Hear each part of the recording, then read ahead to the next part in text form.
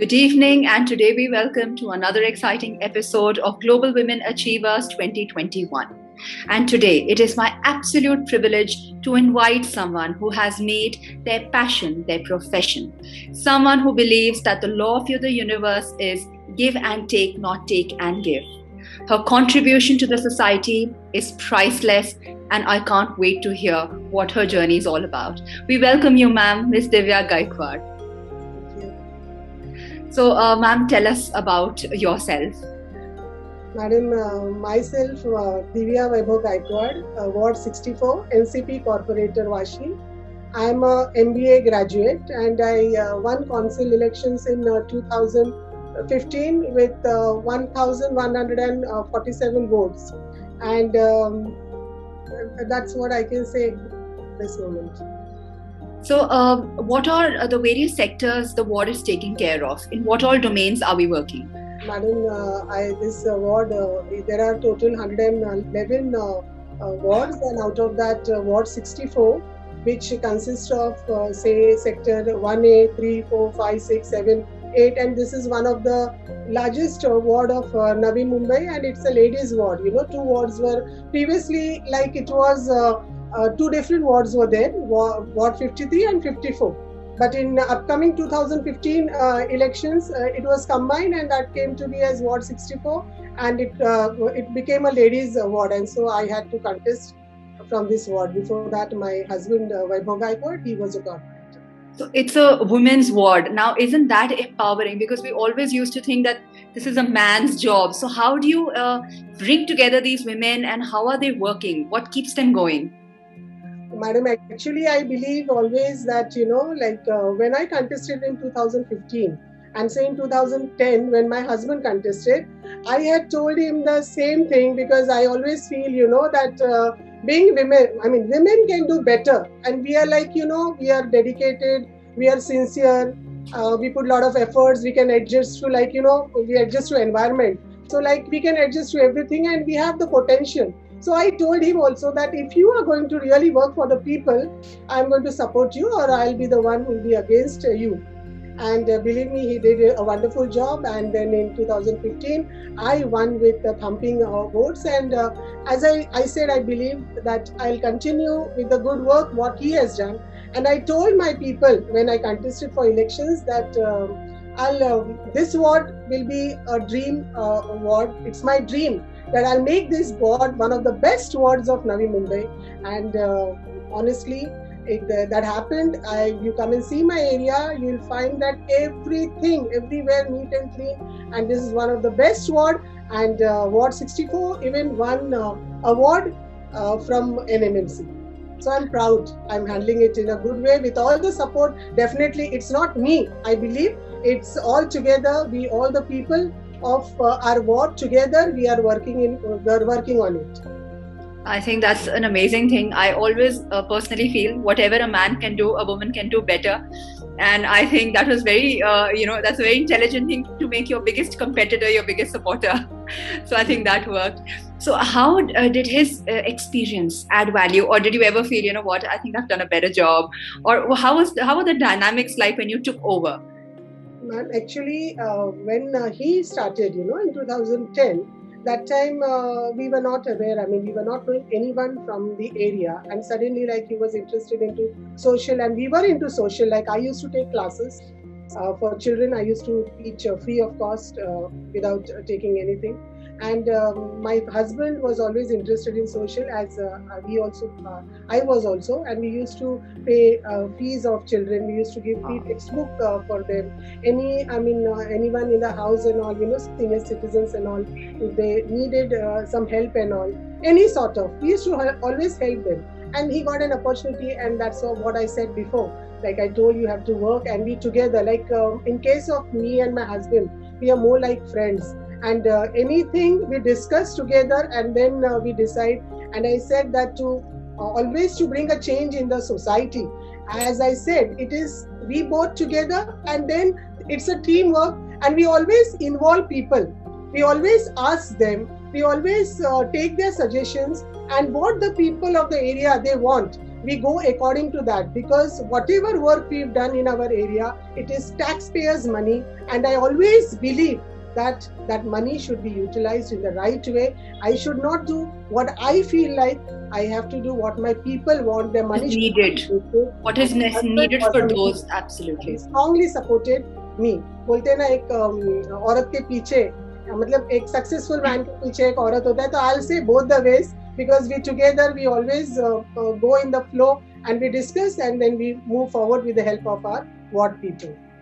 So as fulfilling as this is, ma'am, I'm sure it must also have been very taxing in terms of the energy, in terms of the finances. Like you said, you were paying fees and everything. So how did you cope? How did you maintain that work-life balance and ensure that even back home, because you have your responsibilities as a wife, as a mother, as a daughter-in-law. So how did you ensure that you maintain that balance back home? Madam, in my case, I mean, I would like to say that any job which is entrusted to me, given to me, I always try to do is, keeping my conscience clear. And I always want, no one is perfect, but I always believe that I should not make any mistake.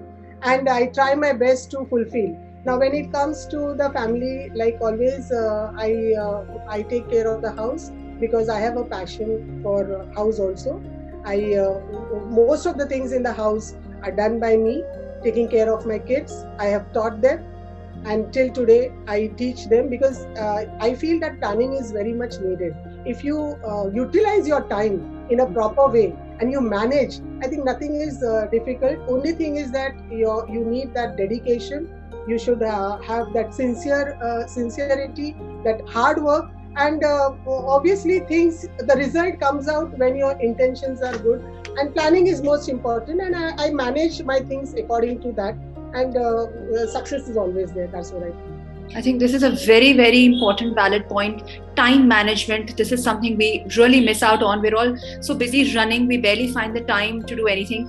And I think planning and time management is what is the mantra for today, and it's a very valid point. So ma'am, how do you ensure that or how did you ensure that you instilled the same values back home in your children, the passion and the desire to serve? This is important because a lot of women are listening to this, and I want them to inculcate the same value set into their children. So how did you do that? Madam, as I said, I've always like next day what I'm supposed to do, I have a planning right in advance. I'm very particular about timing also.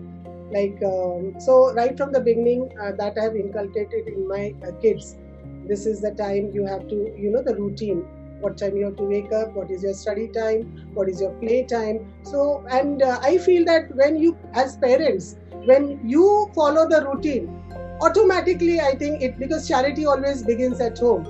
And as a mother, it's more responsibility rather than father. I think both are responsible, but a mother has to devote more time, and she is the one who inculcates all these things into her children. And right from the beginning, they have seen me. They have seen how mother managed everything. And so definitely children follow that. So this is the thing what everyone has to do, what I feel. Absolutely. So ma'am, tell us about any one incident where you felt that, you had to, a challenge you had to face or something courageous you had to do.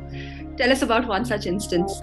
Madam, to be honest, I've always stood for the right, irrespective of politics, you can say, or any party. I'll call it as, a spade. A spade. Nobody can change it. And I've always done that. I mean, I'm not scared. I'm very bold, because I feel that if you've not done anything wrong, why should you be scared of, and what? So when I came into politics, there were so many issues which I had to raise in the house. And like in politics, normally it happens. What the party says, you got to listen. Stand to stand, sit to sit, raise your hands, so you got to raise. I never did that. So many issues in the house were there where they were against the people. And I was not scared, because I know it is going to backfire my people. And I always believed that my people comes first, because they are the ones who have voted. They have kept all the faith in me. I am a spokesperson for them. And on so many issues in the house, like the transit camp, or you say the doctor's issues, or whether it comes to redevelopment and unwanted, the architect gives, different plans. I was the one to stand, and I raised my voice. And people are right, because I feel my people are my strength, they are my support, and definitely I have to stand by them, and I did it. I think it takes a lot of courage to did what you do.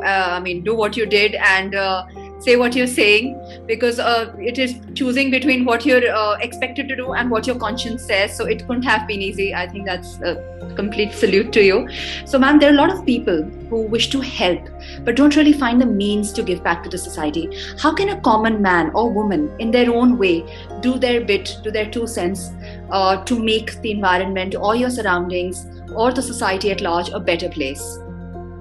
Madam, as I said before, that charity begins at home, and we learn all these lessons, I think, at home itself. Like, we take care of our house, we want to keep it neat and clean. So simple basic things. When you take care of your house, you want to keep it neat and clean. Why not your society?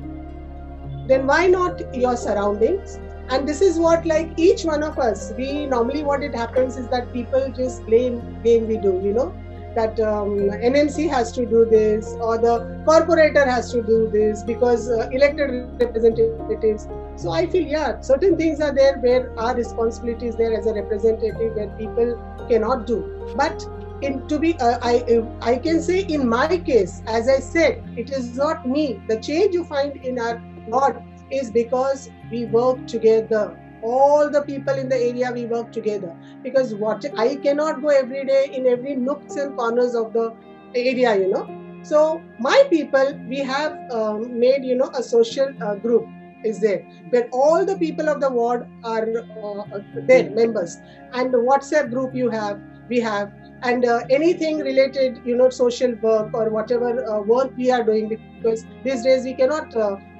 meet with each other. So communication is the best thing. Technology has changed, and we have to go according to that. So we inform the people what all work we are doing. At the same time, we tell people what all you find in the surroundings, somewhere garbage is lying, or whatever other issues. Believe me, people send us, and it becomes very easy for us. We send it, we forward it, and we see the work is done. So in that way, the whole area, Ward 64, you find it's neat and clean, and that is done with the help of the people. And this is what, when I go out, when I see the youth, I see the youngsters or whoever throws anything here and there, I feel it's our duty.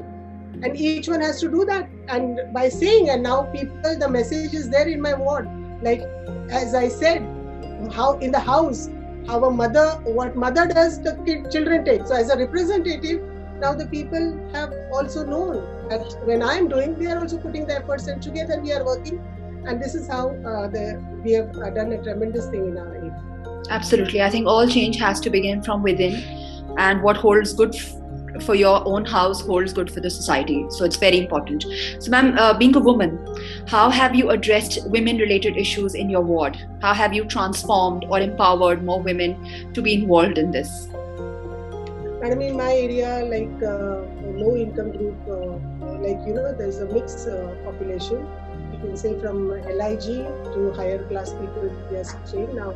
When it comes to this low-income group, especially in case of COVID, and you've seen that people lost their jobs and all. Many of them did not even have food to eat. So what we have done is that we've always encouraged, because I always encourage women, that we women have to be strong, we have to be firm on our decisions, and you don't have to be scared. So this is the most important thing. I think first we have to tell them, because psychology also, 50% it affects a lot. So we have to motivate them, inspiration has to be given. Now in my ward, like the ones who are needy and all, their family cannot be run. So many, you can say I help, through NGOs and all, because we need a place. NMC at this moment, it's not there. So through NGOs and all, in halls and all, whatever, some of them, they are good at making pickles or household things or artistic things and all. So, like say thrice in a year and all, we keep those stalls and all where these women can come and then they can sell off the things and they can benefit. We have taken certain things like making of like say no to plastic initiative was taken. Then we taught these women how these paper bags are to be made so that they can sell it. We have a farmers market where these women they can go and they can contribute or sell whatever things are done. So like in this way we try to motivate and we try to help the women in our area. I think that is truly an achievement, and that is what women leadership does. It not only transforms your own life, but lives of those around you. And I am so glad and so honored to have interviewed ma'am. It was a pleasure having you. You have really set the bar high to each and everyone who's listening, and I'm sure everybody must be so inspired and motivated to do their two bits for it. Thank you so much, ma'am. It was a pleasure having you. Thank you, ma'am. Thanks.